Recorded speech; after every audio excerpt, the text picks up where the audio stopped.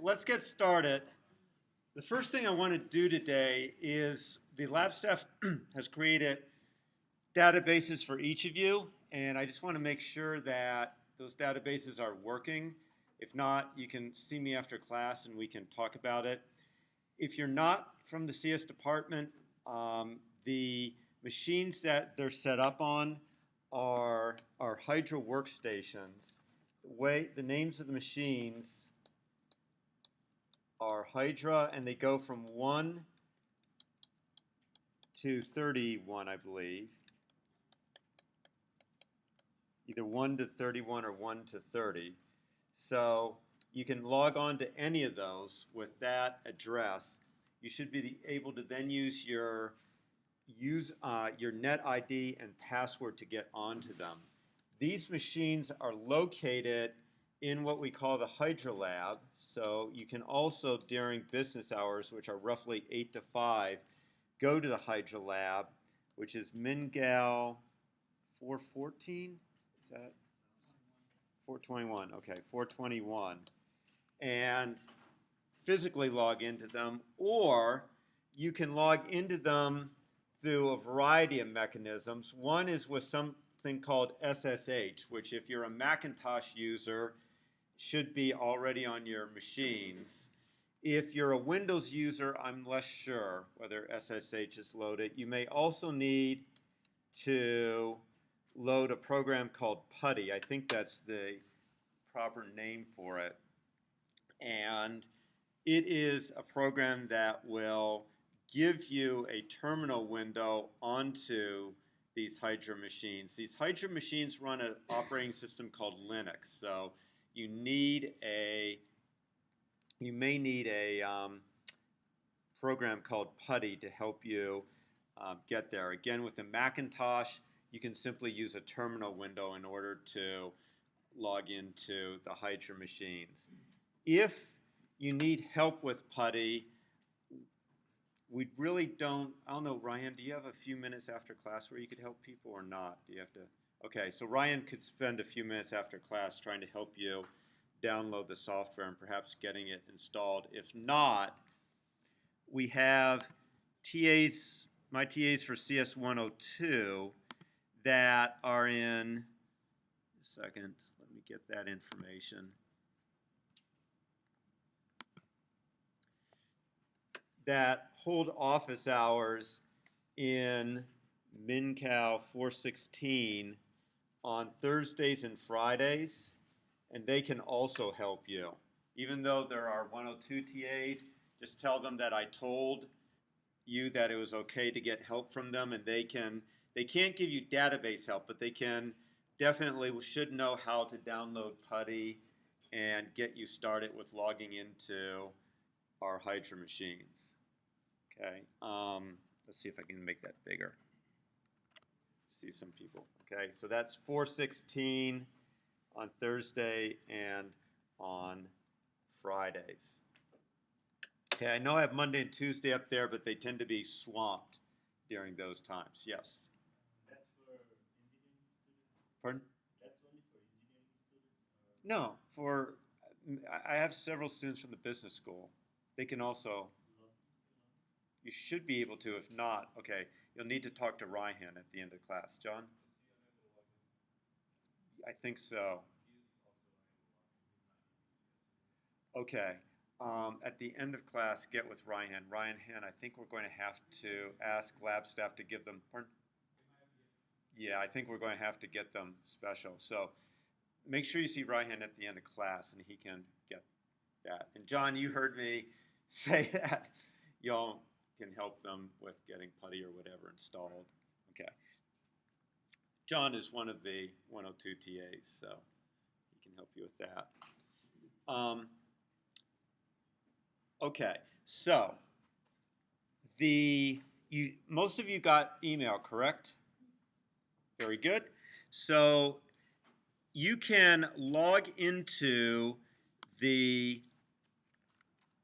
servers. Can you see this in the back or not? Okay, so if you're on, whoops, I'm not. So you have to get into a Hydra machine. That's why I asked you to log in.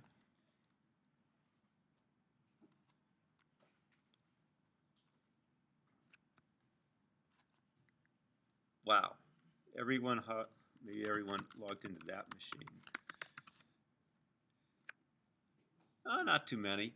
Okay, so type MySQL. That's the database command that you type. It's kind of runs a script that will get you a command line interpreter that will allow you to enter commands to your SQL database. Then you need to enter the name of your database, which is going to be something like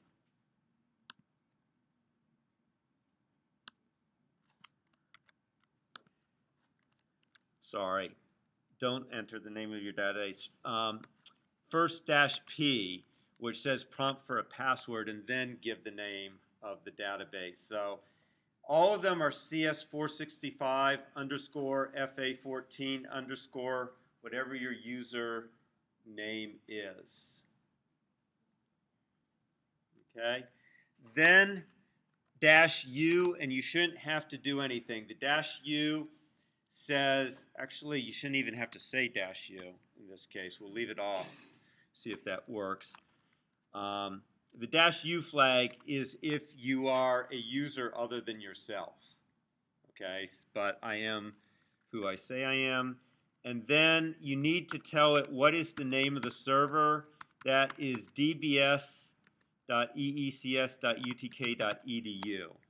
So dash H says what is the name of the database server that you're connecting to. Yes. What's the password for Hydra one? It should be your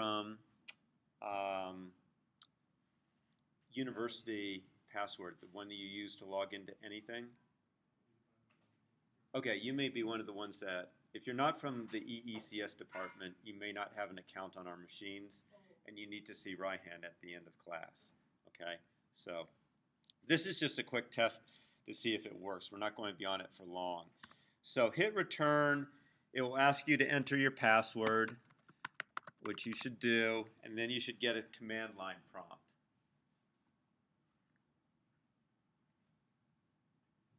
Okay. One of the first things I suggest you do is set your password to something new.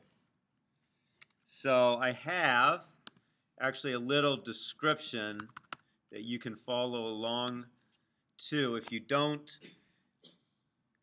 can't do this right now, under lecture notes for today, 9-4, you can see getting started with your MySQL database. And if you click on that, it actually tells you everything that I'm going through right now. So if you want to change your password, set password equal password, in quotes, new password. I'm not going to execute that command for you all to see for obvious reasons. So you choose a new password and put it in parentheses. Don't use spaces.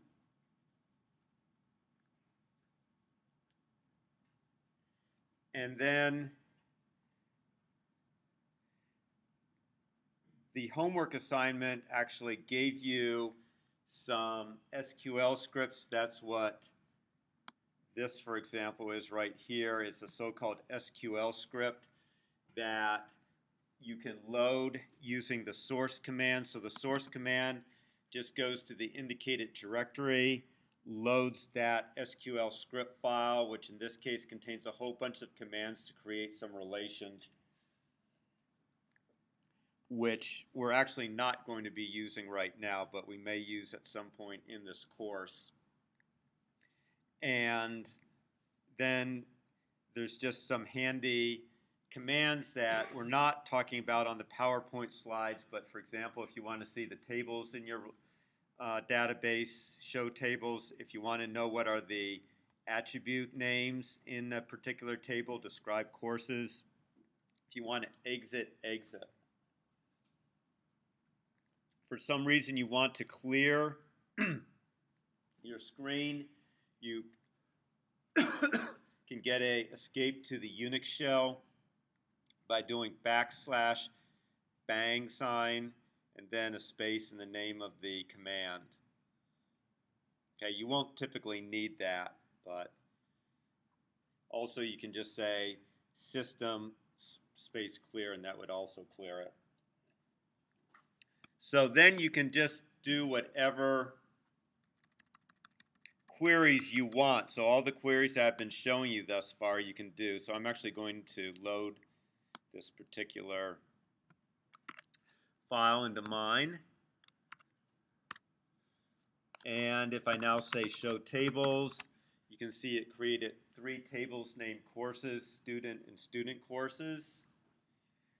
I can say, for example, select star from courses, and you can see that if you look at the script, you would find out that it created these tables for you and populated them with some information. Okay, so I could say select, say course ID and course name from courses where, say, course ID like, and I'll say CS. And that gives me all the CS courses. So this is basically, that's all you have to do to get in there, and you can use that to test the queries that you write for the homework assignments. For the graduate students, when you're asked to design and implement your database project, you can use this database. For those of you who are more sophisticated users or who are power users, you can actually set one up on your own PC if you want. I don't know how to do it, but I know you can do it because every semester a few people do.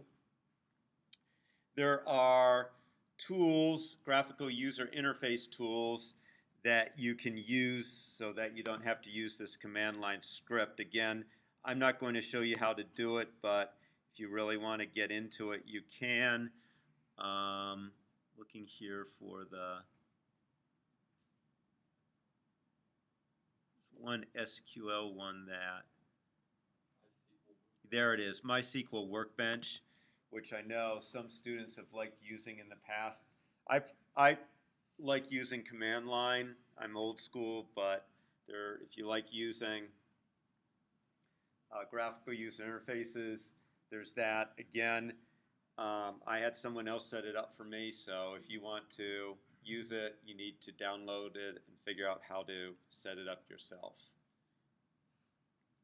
Okay, so if you had any problems, please see Raihan at the end of class or see me. I can handle stuff where you actually got logged in, but something wasn't working. If you couldn't get logged in, see Raihan, because he needs to get your names and see our lab staff so we can get you set up. Okay, any questions about this? Yes? What's the default password again? For the MySQL. You got it in the email message that was sent to you. So like now I don't hesitate to show you my password because it's long gone. So see, it said password, this gibberish string, but first thing I did when I got my database was I changed it. But you should have something like that. Yes? Other people? Yes? Okay, fantastic. Okay. So I'm going to leave that up in case I have to try something. But today, what we're going to do is finish up talking about joins and a few other kinds of retrieval operations. We're going to quickly blow through the modification commands, which are insert, update, and delete, because they're quite trivial. And then we're going to consider subqueries, which are not trivial. In fact, they're pretty gnarly. I also put up over on the whiteboard the list of relations and attribute names from the Dream Home property case, which is on page 112 of the book. So if you're following along at home, turn to page 112 of the book and you'll see these relations.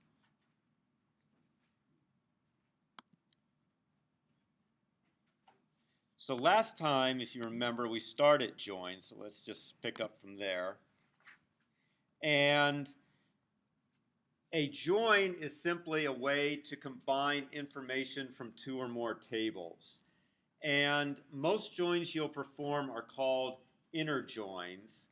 And that reason they're called inner joins is because if a row in one table does not match a row in another table, it will be excluded from the result. So if I, for example, have just a very simple table, we'll say it has attributes name and let's say salary. And let's say we have another table, just has name in it. Let's say this one is BVZ and say Mickey. And let's say this one has BVZ 25, maybe mouse 30, and duck 80. If I do a join on these two relations, the only tuple in my result would be BVZ, BVZ, and 25 because it's the only row from both tables that have a matching value in the name column. And the reason this shows up twice is I'm pretending I'm doing an unconditional join where I include the columns from both tables. Ordinarily, I would specify just one of the two name columns, which is what I did in this particular query. I said I just wanted the client number to appear once and to take it from the client table. So a join typically involves an equality comparison between a primary key in one relation and a foreign key in the other relation. Remember, we said foreign keys typically point to an instance of an entity in another relation. So foreign keys are the glue that allow us to join multiple tables together. So in this case, this would probably be a primary key, which I'm abbreviating as PK. This one, the name would be a foreign key, and it allows us to attach. It also happens to be a primary key in this relation, but I'm using it as a way to connect to this particular relation. So when I said that the joins involve equality comparisons, that's where you see the equality comparison. So it's a comparison of primary keys with foreign keys. And typically, joins involve equality comparisons. In theory, they can involve other type of comparisons, such as greater than, less than, but in practice, they don't. And simple joins are, in fact, joins that involve equality comparisons, and they are often also called equijoins. So an equijoin is a join that just involves equality testing of keys.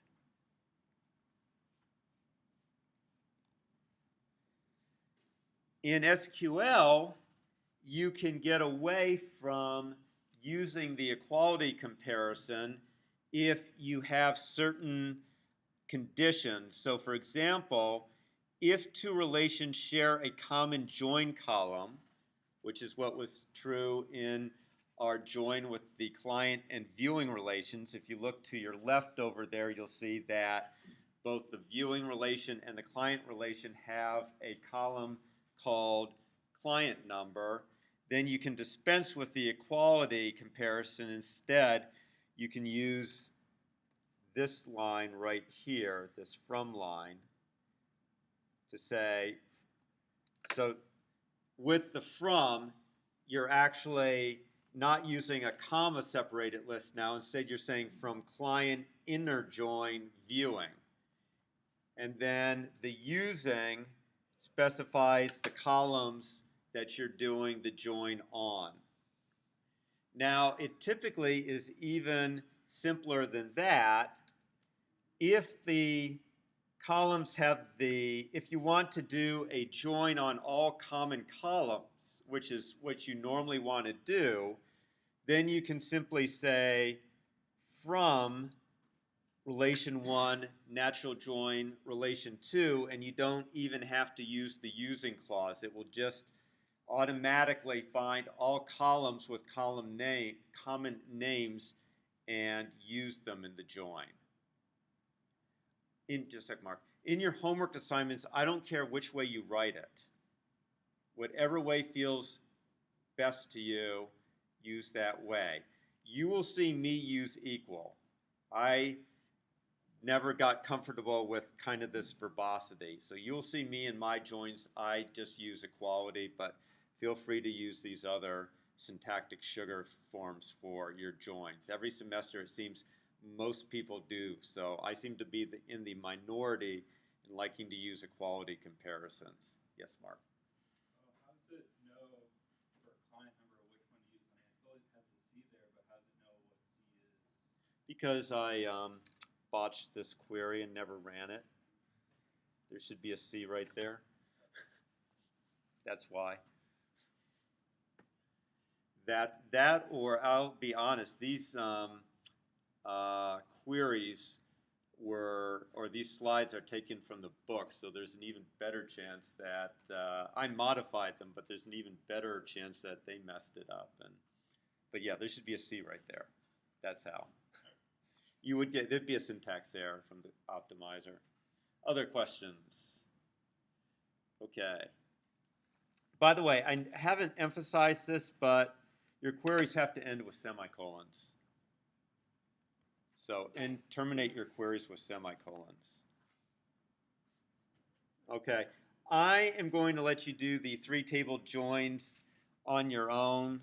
You can figure, I think it's not particularly hard to figure that out. You can also use grouping when you do your joins. So let's say that I want to find the number of properties that are handled by each staff member. And that I want to print out the staff member's branch number and their staff number as well as the count.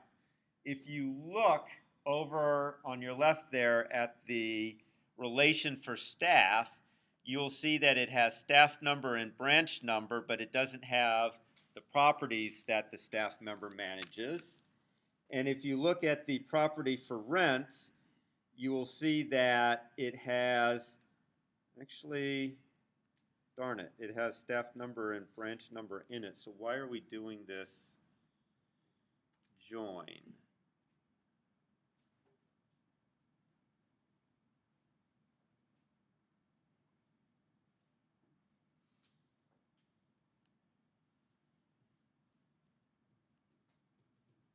Well, there in fact is no good reason for doing this join, so let's add. The reason there's no good reason for doing that join is because all the information is contained in the property for rent. So I'm going to add to this query s dot first name and s dot last name, and that will require me to use the join because the staff's first name and last name is not in the property for rent. So now what's happening here is that I am joining my properties with my staff, and I am grouping by the branch number and the staff number, and then ordering by that. So the count will apply to every set of rows that have a unique branch number and staff number. Okay, does anyone, there is something odd going on here. Okay, I told you last time that this type of query supposedly on the surface is illegal. Does anyone remember why this query supposedly is illegal? If you just look at it, it should look as though it doesn't work. What rule was there about? There were some rules about aggregate operations. That just going to count them up and then put that whole column and then for every. Right, I said that you weren't allowed to have attribute names in select that weren't either a part of an aggregate operation or that were in the group by clause. But I just added two. I have first name and last name, and they are there, and I guarantee you this query is legal.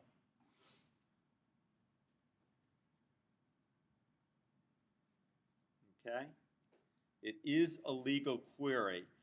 And the reason it turns out to be legal is because it is going to do this, it's going to break it down into steps.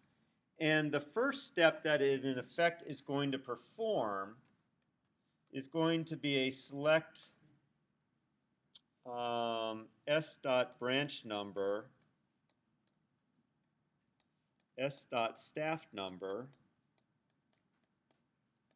count star from property for rent.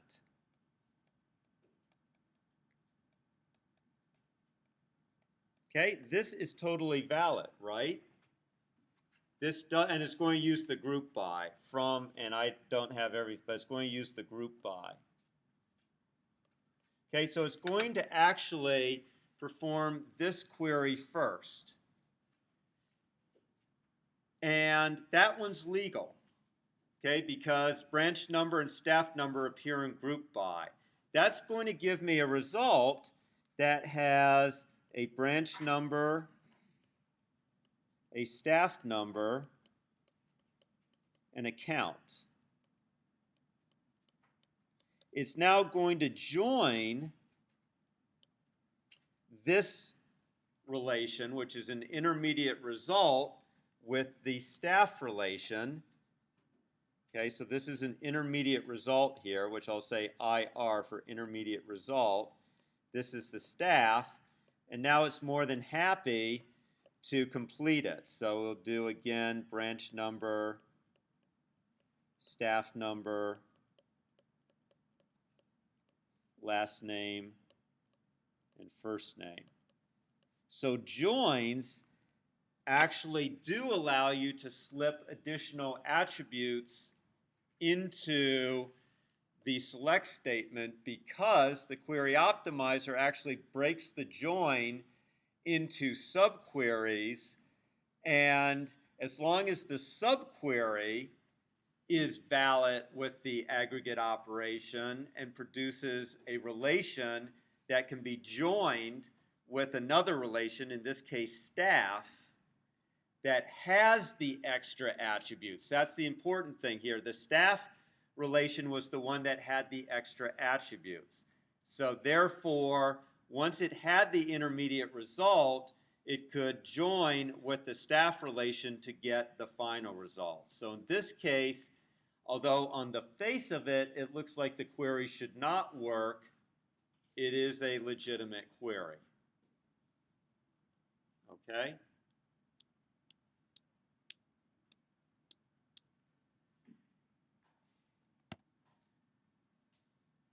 Okay, and this is what you would get, although you'd also have a first name and a last name for each of them.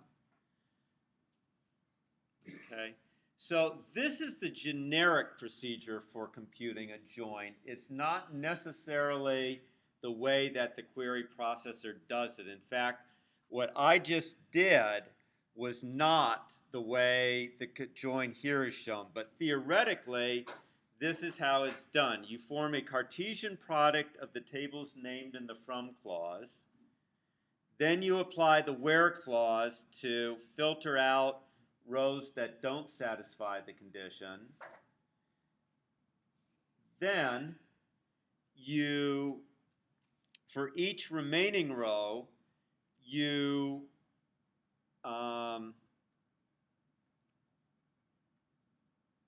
okay, so for each remaining row, you're going to do what's called a project. So this third step is often called a project or projection step because what it's doing is it eliminates rows not named in the select statement. So eliminates rows not named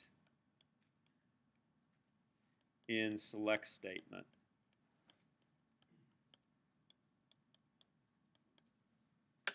Okay, so step 3 is a projection. And you'll see this term used in the relational algebra. So it eliminates rows not named in the select statement. If you were a query optimizer, it is absolutely idiotic to do step 1 before step 3. Right? It's stupid. Why is it stupid to do step 1 before step 3?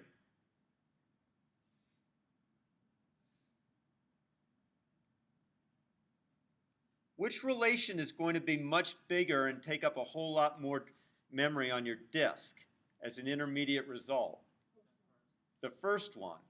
So you're much better off first going through each of the relations and trimming them down by eliminating any unused or unnecessary columns and then doing the Cartesian product, right? Because it's going to take much less space on your disk. So this is just the theoretical way of doing a join.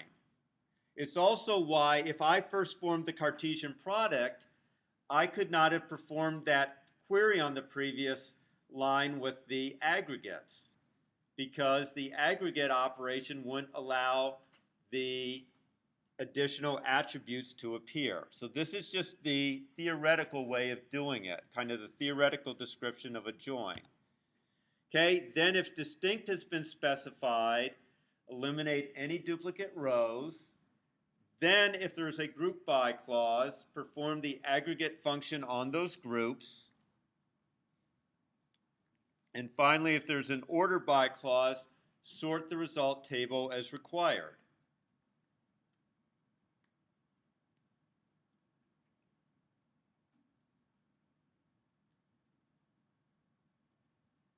Okay, so that's kind of the theoretical set of steps that's done in order to do a join. Okay, now there are so I said that there's an inner join which says that any row that doesn't match a row in the other relation is omitted from the result. That's an inner join. Sometimes you want your join operation to retain rows in one or both of the relations. So for example, if I want to know how many properties are managed by some staff member, and it so happens that we have a slacker in the office who's not managing any properties, I'd like to know that information. So when I do my join, I would actually like between the staff and the property for rent, I actually want all my staff members to be in the final result. So the way I do that is using something called an outer join. Okay, so for simplicity, we're just going to consider these two tables, the branch table and the property for rent. Okay, so let's say that I want to find all of the branches that are in the same city with a property. If I do that, you see that which branch is going to be omitted from the result? B004. Bristol, the one in Bristol, doesn't have any properties in it. But let's say that when I do the join, I want all the branches to appear in my result. What I can do is a left join. So the left join says any row in my left relation, which in this case is the branch relation, I want that row to be in the result regardless of whether it matches any row in the property for rent relation. Okay, so we're doing a left join on b dot b city equals p dot p city. So in this case, we have to specify the condition because the two join columns are different. They don't have the same name. That's why you see the on thing here. And the result you get, you can see for Bristol, is two nulls because it did not match any property in the property for rent relation, and therefore any attribute name that we pull from the property for rent relation is filled with nulls.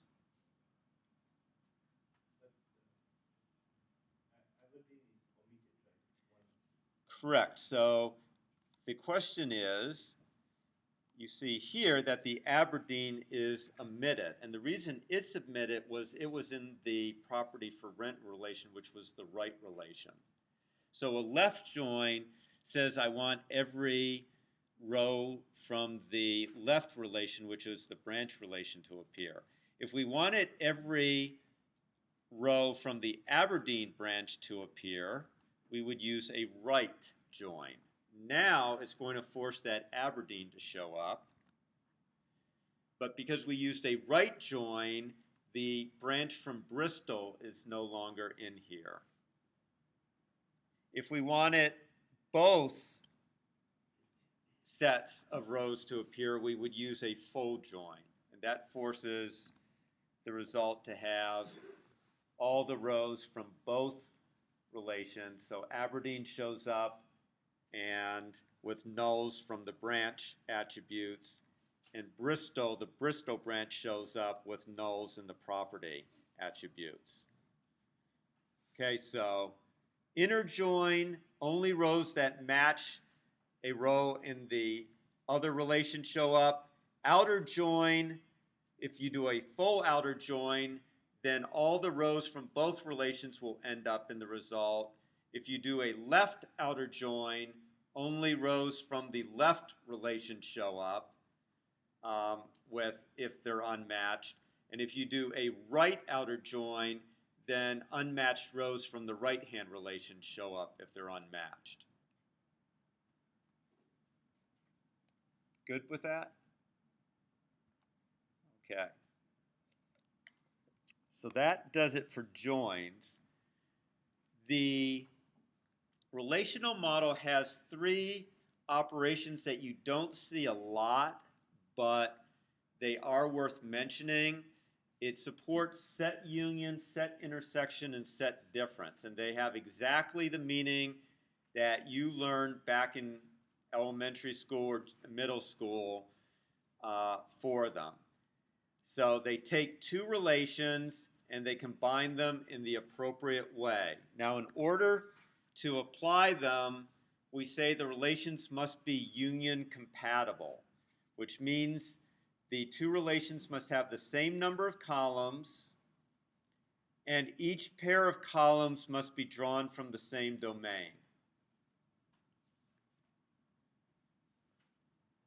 Okay, so that is the requirement for the set operation. So here's a sample scenario where you might want to use it. Let's say we have a university like ours with four categories of members. We have staff, we have administrators, we have professors, and we have students.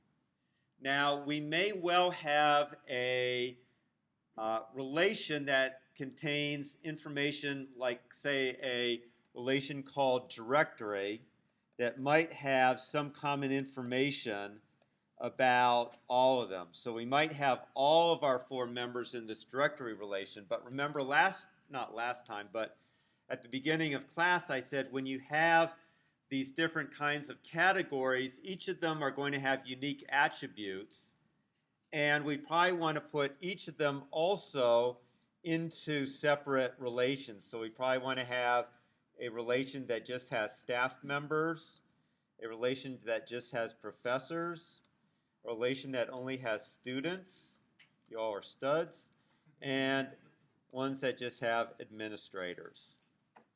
But it is conceivable that we want to be able to combine these different relations periodically. So for example, that's not right.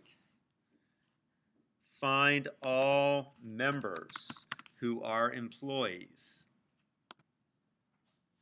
Okay, so if I want to find all members who are employees, I need to union the staff, professors, and administrators relations, because those are the relations that contain those three types of members.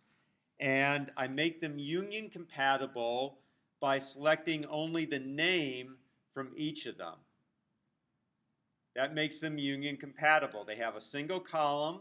They're all drawn from the same domain. And you can see that I use a query to create each of those three relations. Each of the three queries is in parentheses. Okay, see right there. Then union, and union is the keyword. So that would give me the set of all employees who are in any of them. And by default, it eliminates duplicates. Okay, there is a way, I think you can say union all, in which case it would include duplicates. But by default, you don't have duplicates. Okay, let's say I want to find all professors who are also administrators. That's pretty common at universities. Most of the administrators, in fact, are also professors, but not all. So we could select names from professors, intersect with those from administrators, and that would give us the set of professors who are also administrators at our university. Okay, I could do the same thing if I wanted to find all professors who are also students. I would intersect professors with students. That would give me all the professors who are students. Sometimes professors take classes. Okay, finally, I might want to find all administrators who are not professors. That involves set difference. And the official word in the SQL standard is except. Some SQL variants use minus because oftentimes in set theory, set difference is written as A minus B. So some SQL variants use minus. I'm going to have to check our MySQL because I'm not sure whether MySQL, which is a public domain SQL, I'm not sure that it is, supports all of these operations. It turns out that these are syntactic sugar. You can implement set intersection, set union, and set difference using other operations we've already seen. I'll wait till we get to our more theoretical discussion on relational algebra to prove that fact to you. But you don't need these three keyword commands. You can actually implement all of them in other ways. The obvious one for union is what? What do you think? We just talked about it. How could you do union? Join. Join does union. Okay. So there are ways to make it happen. Okay, so that finishes our discussion temporarily about selecting data from a database. We also frequently need to update the database, okay? And there are three things, remember, we may need to do. The first, obviously, we need to populate it. How do we populate it or update it, put new information into it? With insert. The command for doing it is in front of you. Insert into the name of the table This is an optional column list, so sometimes if attributes are optional, you don't want to provide values for all the columns, then you will provide a list of column names. So column list is a list of column names. Column, comma separated.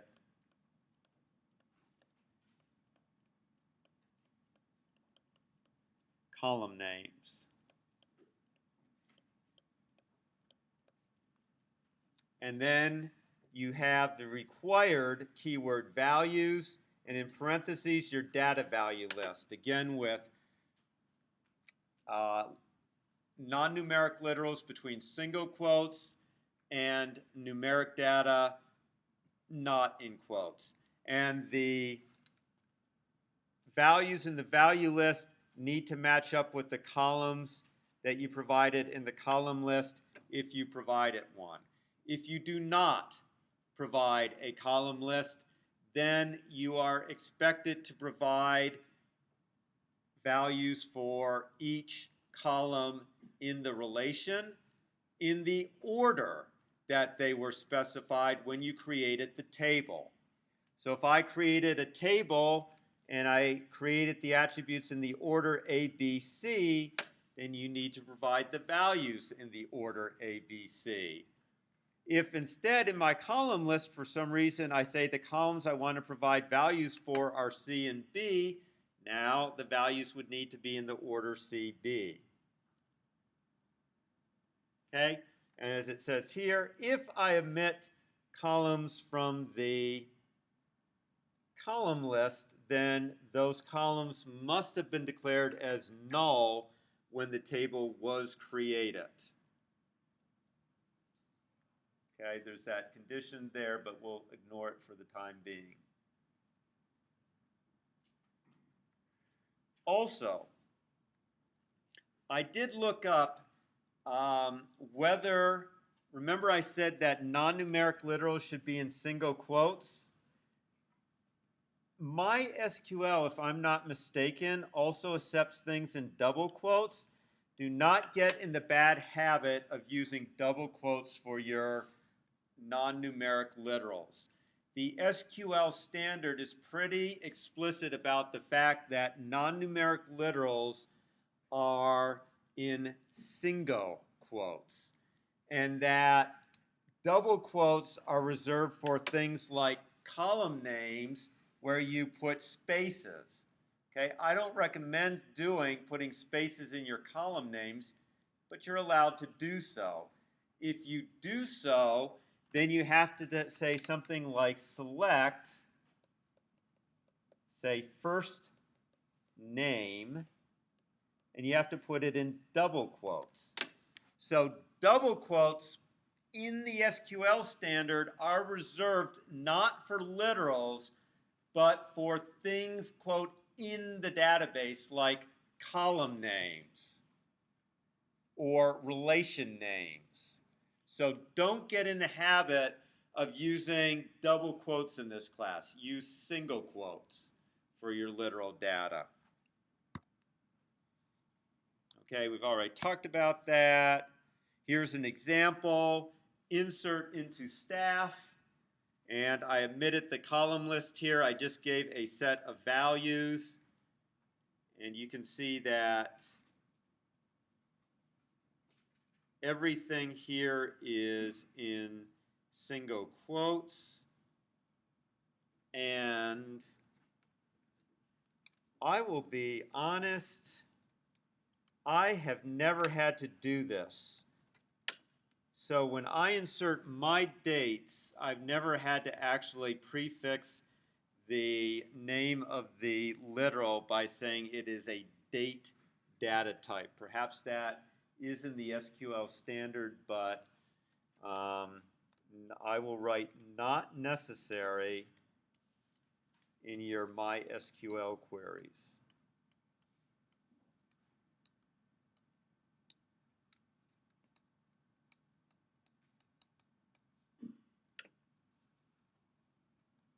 Okay.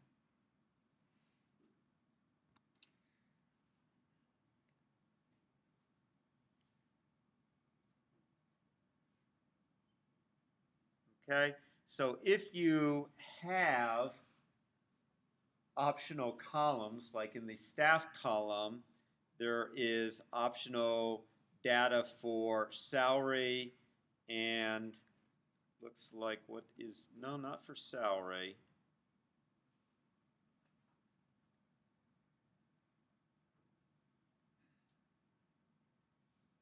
Looks like sex and date of birth are the ones that are omitted here. So you can see two different ways for handling optional data.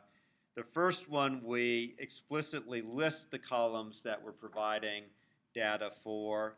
In the second one, we give a values list and we give null for the gender and for the date of birth. So two different ways to handle optional columns when inserting.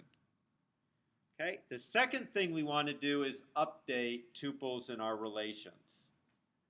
And we do that with the update command. We give the name of the table, then set and a set of what looks like assignment statements separated by commas. And you typically have a search condition because you typically don't want to unilaterally update every tuple in the relation. Typically, you only want to update a subset of tuples in the relation. Okay? We have not talked about views yet, so don't worry right now about that. So the where clause is optional, although I have in the past omitted the where clause accidentally. Just know that when you omit the where clause with an update, the next words out of your mouth when you see the result are not likely to be ones your mom wants you to be saying, okay? I trashed my database when I did that. So I have a database that I use for a website called Code Assessor, which we use in CS 102. One of the relations contains is a table for the problems. And I said update, set some problem equal, and I forgot to say where problem ID equals 10. So every problem in my database got set to this new problem. I had wiped out my entire database of problems that I had set up. Fortunately, this occurred after I'd only written about 20 of them, but my wife and dog heard. I was in the study and they were in the living room. We found the dog cowering in the corner of the living room. So I was pretty loud in expressing my sentiments about my actions. At any rate, the where clause, while perhaps optional, I would consider it mandatory. So here's some examples. Let's say I want to update my staff and give everyone a 3% raise. That, in fact, is where you don't have to use the where clause because it's unconditional. Everyone's getting a 3% raise. If I want to limit my raises to managers, I say where position equals manager. Okay, here's one where I'm promoting a person and also changing their salary. So I'm changing two attributes. And you can see that here, set position equal manager, salary equals 18,000. You only specify set once. I always get confused for some reason. It seems like about, I don't know, 1 in 10 times I accidentally use it multiple times, but that'll get you an error. And again, where staff number equals SG14. So all I can say is update is a pretty dangerous query. When you do it in your database, kind of double check it before you hit return.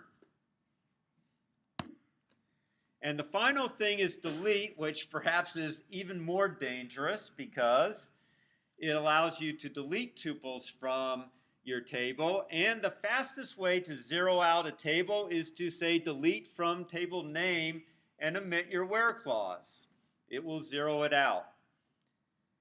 Okay, so typically you would have some search conditions such as we are no longer managing property PG4, so we delete it from viewing where property number equals PG4. Now, you may say, isn't this a good example of where I could run into data consistency problems? Because PG4 is not just in the viewing relation, but probably also in the property for rent, may well be in contracts, may be in some other places. The way that that's handled in a database is there's typically a so-called master relation where that property was first defined, which in this case would be presumably property for rent. That's where it is a primary key. In every other relation, such as the viewing relation, property is a foreign key. So when you want to delete a property from the entire database, you would typically delete it from property for rent. And then when we get into the data definition language, you will see that it provides ways to specify how delete should cascade through the database. So if there are other references to this primary key in relations like the viewing table, there are rules that will specify what should happen, such as cascade the delete so that it is also automatically deleted from any other table that contains it. So there are ways, in fact, to maintain consistency when you do something like a delete operation. Same thing with update. If you happen to update the primary key, presumably you want that update to cascade to every relation where it's used as a foreign key, right? So databases do have that kind of, they're called cascade rules for specifying what happens in those update and delete situations. Okay, so questions about that? Okay, those are pretty straightforward. The next thing I want to consider is not straightforward. Yes? When we talk about object stack, we show the example of taking only one stack salary. Yes, where, just a second, where I was, let me come down there. Yeah. This one? Or was it Yeah. One. this one? Yeah. Should we here set position as manager, or we can directly go to ST14 and So do what? do we need to set position as manager? Can't we just go to stack number ST14 in set and put the salary because it's just for a person? So how are we going to do that, though? Are you thinking there's like an Excel spreadsheet that I can just go into the spreadsheet and type it in? Or Just my query, I don't know. Do we need that where? you do. There's no other way to programmatically. So we're doing this in a program, right? So we have to somehow, so usually this is being done, so in this class, you're going to do, at the beginning, you're going to be doing all of these things in the MySQL command line interpreter. But in real life, you're actually executing these commands from scripts like PHP or Java, in which case you have to have a way of programmatically saying which staff person you want to update. Yes? I'm not entirely sure why would you actually want to do this, but say you wanted to delete a certain property from both viewing and contracts, or my point being A column name? Yeah, like more than one place where that property is a foreign key, but you don't want it to be deleted from the master key. Would you have to do separate delete commands from So if you're each deleting one? a foreign key, that's different. It doesn't propagate back to the master. I'm It's only when you delete from the master that it propagates down to the foreign keys. okay. So you could delete, it's perfectly fine to delete like I was doing back here. I could delete for some reason a property from the viewing relation, and that would not propagate back. I can't figure out now where it was. Oh, it was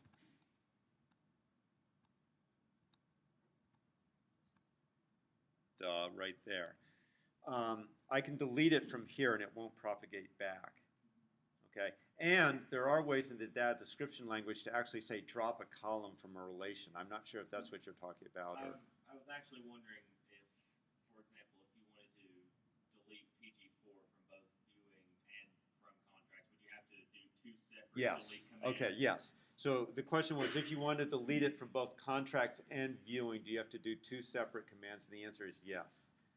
Okay. There is limits to how much data consistency you can get. And that's with all of the manipulation commands? Yes. You would need a separate Mm-hmm. Yep. So there are limits. So you certainly can update the master and have it propagate down. You can't really get to propagate the other way. Other questions? Okay. As I said, getting to subqueries, I consider these to be, it takes some time to get used to them. When I was first learning SQL, found these things to be pretty hard to learn. It turns out that many of you don't seem to feel the same way, because in the homework assignments, it seems frequently a lot of you feel more comfortable using subqueries than using, say, joins.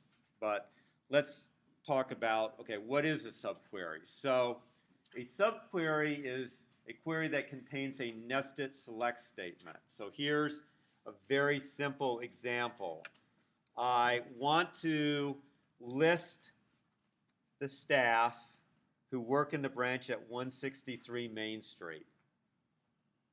So the query that I would like to write is, let's say that I knew that 163 Main Street was at branch 003.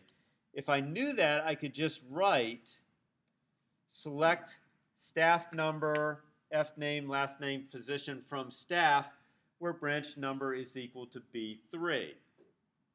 Okay, chances are you don't know what the key is for the branch number at 163 Main Street. So SQL allows you to write a subquery that extracts, that finds the branch number. So we say select branch number from branch where street equals 163 Main Street. And that will return, that evaluates first, and it will return the result B003, which then is used in the outer query. So subqueries are evaluated first, the result is plugged into the outer query, and then the outer query is evaluated. And subqueries are evaluated inside out. So the deepest nested one is evaluated first, then an enclosing one, then an enclosing one, and so on to second mark. Now, I will tell you why I find this problematic.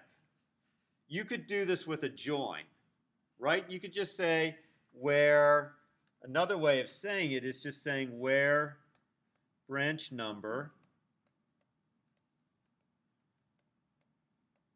So you could say select from staff branch, where we'll say S and B, so where S dot branch number equals B dot branch B here, B dot branch number,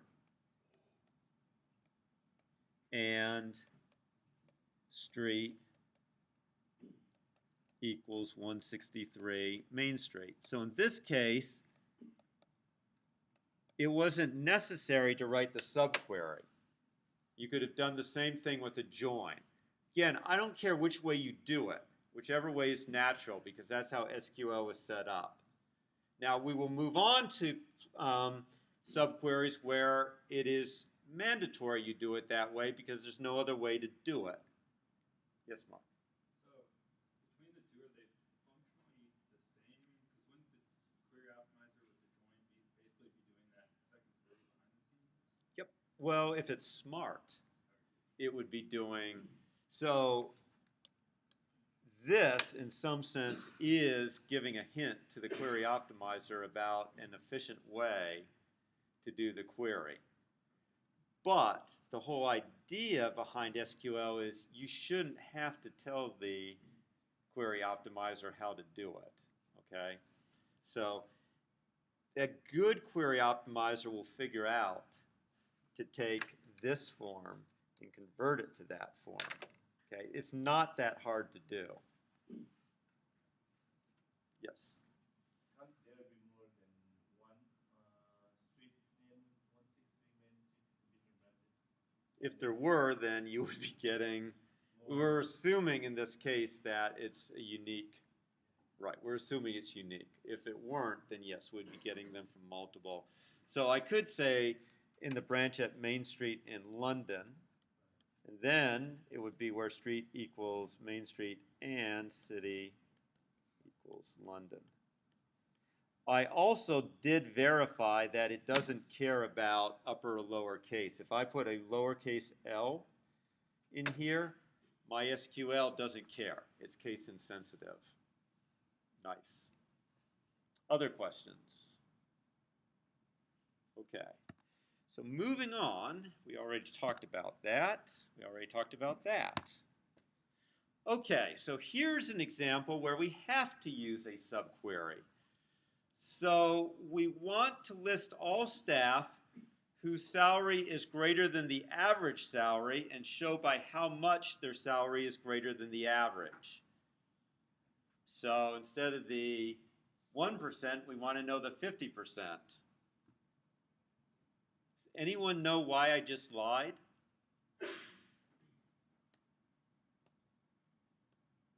Didn't ask for the median, asked for average salary. So it's actually not the upper 50%, might be the upper 10% or upper 20% because average salary is not the same as median. Okay, that just got driven home again for me because Psychology Today had an article that said if you're an artist, you might take some solace or inspiration from the fact that the IRS reports that the average salary reported on a IRS form for an artist, I forget which year, was $45,000. You're thinking, wow, that is pretty good. I didn't know that artists usually made that much. Know what the median salary is according to the IRS? Actually, no, I'm sorry. What is the salary at which 90% earn less than that amount and only 10% earn more than that amount? $4,900. So the average artist makes $45,000, but 90% of artists report less than $4,900 of income every year. That's why when someone tells you what an average is, you should ask them, but what is the median? Because the average can be distorted by a few, in this case, superstar artists who pull in the lion's share of the money. Okay? So that's why here, when you do this query, you might find you're not getting quite half your staff if you have a few people with large salaries who are pulling it up. Okay. So, in this case, here's the query. We are asking for salaries that are greater than the average. Well, how do we get the average? We have to use a subquery. Okay, there's our subquery. It calculates the average salary from staff, and whatever average that is, let's say it's 17,000, it gets plugged in there. Also up here, we have a subquery in the select list. Same thing happens. It calculates the salary, which is 17,000, let's say, and it substitutes that in. So the final query becomes that one once the two subqueries have been resolved. And of course, if the query optimizer is smart, it doesn't do anything stupid like repeating the query twice. Okay, and for your own convenience, because you would like to not have to necessarily repeat the query twice for calculating the average salary, SQL has variables that you can use to store intermediate results. They're very limited. They only can store single values or scalar values. They can't store tables. If you want to store an intermediate result as a table, you will use a view, which we will discuss next week. At any rate, SQL variables start with the @ sign, and when you assign to them, you use :equals. So here we do a query. Let's say we did it from the SQL prompt. Say select @average salary equals average salary. Now you see that we plug it in here and here into our second query. Okay, that eliminates the subquery, and also we don't have to repeat the subquery twice. Okay, so I believe we are at, yep, we are. So we will pick this up on Tuesday. We'll finish this off with subqueries, and then we'll start into Chapter 7 with the data description language for SQL. And you should now be able to do all of the homework, I believe. So there may or may not be a subquery on it. I forget, but you should be able to do it.